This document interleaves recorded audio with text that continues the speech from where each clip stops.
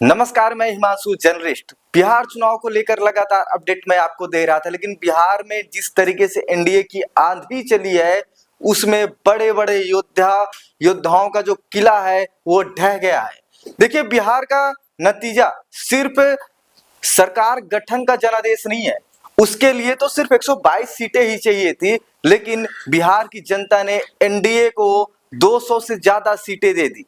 मिले उसले लगभग 100 से ज्यादा मिले हैं, मतलब 122 चाहिए थी, लगभग 202 203 के करीब पहुंच गए हैं। एनडीए गठबंधन के लिए मिला यह प्रचंड जनादेश संदेश है। जनता कभी कभार कुछ मुद्दों पर भ्रमित हो सकती है, लेकिन विकास और सतत विकास ही प्रमुख मुद्दा है।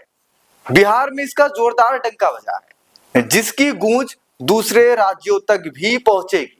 यह संदेश है कि वादे और नारे उसके सुने और अपनाए जाते हैं, जिसकी विश्वसनीयता होती है। बिहार में मोदी नीतीश के चेहरे ने यह भरोसा भर दिया कि डबल इंजन ही आगे का रास्ता है। विपक्षी दलों को चुनावी रणनीति यह संदेश है कि राजनीति में घोर परिवारवाद लोगों को नापसंद है। यह इसका भी संदेश देता है कि वोट चोरी और चुनाव में हेरा फेरी जैसे तथ्यहीन व नकारात्मक नारों से खुद के ही हाथ जलते हैं। और जनादेश यह भी बताता है कि विपक्षी दलों को चुनावी रणनीति का लंबा पाठ पढ़ने की जरूरत है तथा नई पार्टी बनाना तो आसान है, लेकिन लोगों का मन जीतना मुश्किल है। अब तक की सबसे बड़ी जीत है ये एनडीए की। देखिए, यूं तो अधिकतर लोग बिहार चुनाव के नतीजे से हतप्रभ हैं, लेकिन ऐसा है भी क्योंकि एनडीए नेताओं की ओर से भी इसकी आशा नहीं की जा रही थी। प्रधानमंत्री मोदी ने जरूर कहा था अब तक की ये सबसे बड़ी जीत होगी, लेकिन उनको भी उम्मीद नहीं थी। लेकिन बिहार में विकास की ललक, महिलाओं में विकास की उत्कृष्टता तथा बिहारी आत्मसम्मान की प्रबलता इतनी ज्यादा है कि जब जरूरत हो तो ऐसा ही जनादेश आता है। देखिए, नीतीश कुमार 2010 में बड़ी जीत 2010 में इसी तरह हासिल की थी, जब महागठबंधन एमवाई समीकरण और जाति भावनाओं को भड़काकर वापस सत्ता में आना चाहता था। लेकिन इस बार एमवाई समीकरण भी टूटा है। मुस्लिम और यादवों ने जमकर एनडीए को वोट दिया है। 20 साल तक लगातार नीतीश कुमार के सत्ता में रहने के कारण इस बार उतनी बड़ी जीत को लेकर आशंका जताई जा रही थी, लेकिन पीएम मोदी की विश्वसनीयता और उनका चेहरा जुड़ते ही कमाल हो गया। बीजेपी के बड़े बड़े धुरंधर इस चुनाव में लगे थे। योगी आदित्यनाथ से लेकर अमित शाह जान झोंक दिए थे। अमित शाह का जो चुनावी चक्रव्यूह है वो काम कर गया। मोदी का चेहरा, मोदी की गारंटी, नीतीश के लिए सद्भाव और अमित शाह का चुनावी चक्रव्यूह काम कर गया। योगी आदित्यनाथ का जो हिंदुत्व का एक चेहरा है वो काम कर गया। हेमंत बिस्वा शर्मा का चेहरा काम कर गया। संकल्प पत्र में उन सभी मुद्दों पर रोड मैप रखा गया जो लोगों के दिल में थे।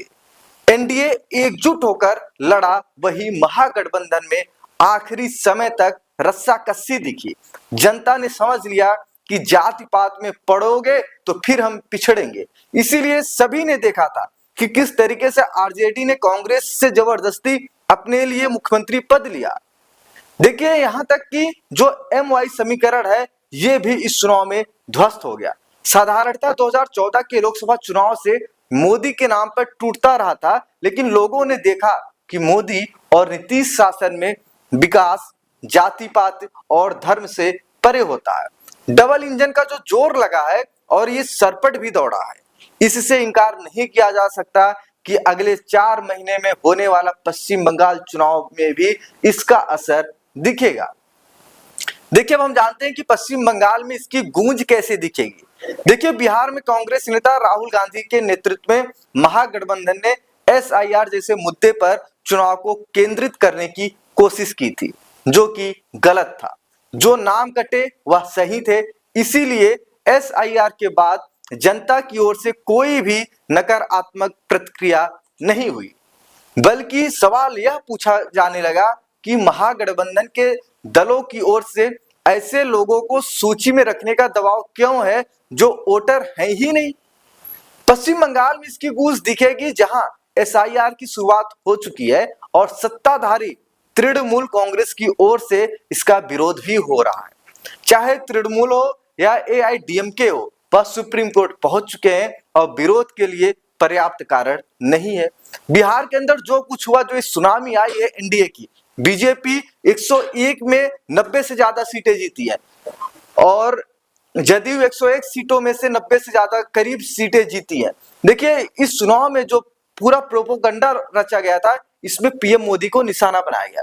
ये तो कांग्रेस के अंदर कोई भी नेता राहुल गांधी के नारों से मतभेद रखते रहते हैं, लेकिन इस चुनाव ने साबित कर दिया कि चाहे 2019 का लोकसभा चुनाव के वक्त चौकीदार चोर हो या फिर अभी वोट चोर जैसे नारों को जनता नापसंद करती है, खास तौर से तब जब पीएम मोदी को निशाना बना जाए। देखिए, आपत्तिजनक शब्दों को अपनाते राहुल गांधी, बिहार चुनाव में राहुल गांधी ने राज्य के बारे में कम, लेकिन मोदी, भाजपा और संघ के बारे में ज्यादा बयान दिए। जो सवाल खड़ा करते हैं कि वह मुद्दों से भटकते हैं, वो बिहार के मुद्दे नहीं उठाए। पूरे चुनाव के दौरान देखा गया कि राहुल गांधी ने बिहार का एक सिंगल मुद्दा नहीं उठाया था। तथ्यों के आधार पर आक्रामक होने की बजाय आपत्तिजनक शब्दों को अपनाते हैं और खुद ही घायल हो जाते हैं।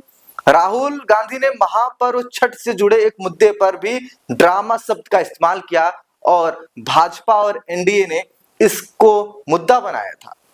आइए जानते हैं कि कहां हुई राहुल और तेजस्वी यादव से चूक। राहुल के मंच से ही एक व्यक्ति ने पीएम मोदी की मां को लेकर अश्लील बातें बोली थी और राहुल या तेजस्वी यादव की ओर से इसके लिए खेद तक नहीं जताया गया। फिर वहीं वर्ष 2024 के लोकसभा चुनाव में विपक्षी दलों को थोड़ी संख्या मिली, हालांकि वह सम्मिलित रूप से भी अकेले भाजपा की संख्या से कम थे, लेकिन उनका मनोबल बढ़ा था।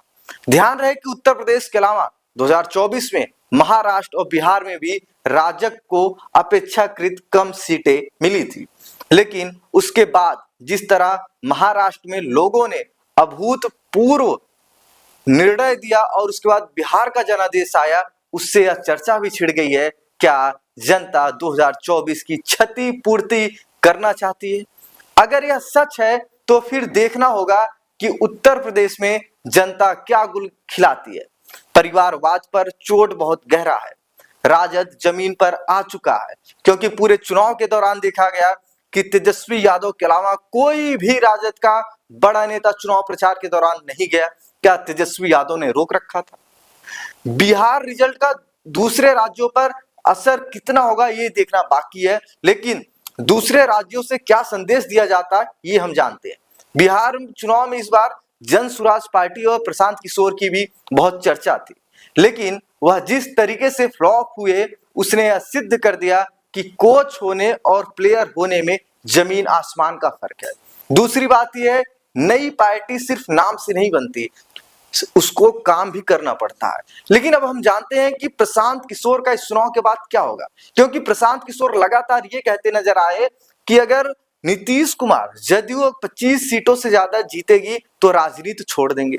देखिए, जन स्वराज में अधिकतर लोग तो दूसरी पार्टियों के पुराने चेहरे थे। एक आंदोलन के जरिए दिल्ली में प्रवेश करने वाली आम आदमी पार्टी के पास उस वक्त चेहरे भी नहीं थे और तौर तरीका भी, जो बाद में फीका पड़ गया। जन स्वराज के लिए यह नतीजा आखिरी कील है और राजद व कांग्रेस के लिए बहुत बड़ी चेतावनी है। दोस्तों, बिहार में जिस तरीके से एक जनादेश आया, एनडीए 200 प्लस सीटें जीती, इसका जो सबसे बड़ा कारण है वो पांच पांडव। वो पांच पांडव कौन से हैं? नीतीश कुमार, भाजपा, रामविलास पासवान की पार्टी, उसके बाद हम मतलब हिंदुस्तान अवामी मोर्चा, फिर राष्ट्रीय लोकतांत्रिक मोर्चा उपेंद्र कुशवाहा।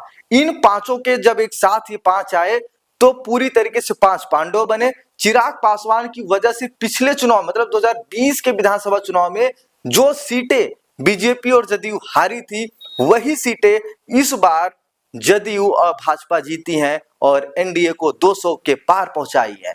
तो दोस्तों, ये था एक जबरदस्त विश्लेषण जिसमें बताया गया कि नीतीश और मोदी कहां आगे हुए और राहुल तेजस्वी कहां पीछे हुए और प्रशांत किशोर का राजनीतिक भविष्य कैसा होगा कैसा नहीं होगा ये तो आने वाला समय बताएगा। लेकिन तब तक के लिए धन्यवाद।